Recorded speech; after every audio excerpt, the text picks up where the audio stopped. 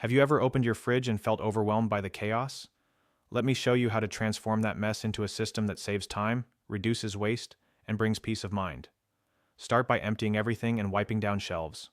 Then, use clear bins to create designated zones: dairy, produce, leftovers, and condiments. Place frequently used items at eye level and store similar items together. Label containers with expiration dates to track freshness. The game changer? A weekly inventory check before grocery shopping.